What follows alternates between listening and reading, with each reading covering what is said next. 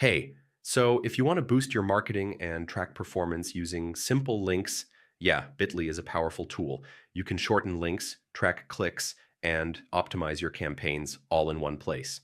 In this guide, I'll show you step by step how to use Bitly for marketing and promotion. First, create short links for your campaigns. Use clear names and organize them by campaign or platform. Customize your links, yeah, so they look clean and trustworthy. This increases click rates. Now use your links across platforms, social media, emails, ads, or websites. Bitly lets you track clicks. So you can see how your campaigns are performing in real time. You can create multiple links for the same content, yeah, and test which one performs better.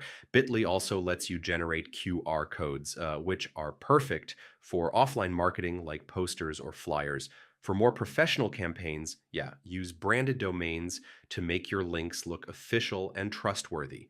And finally, review your analytics regularly and improve your strategy based on what works best. So, yeah, that's how to use Bitly for marketing and promotion. Once you start tracking and optimizing your links, your campaigns become way more effective.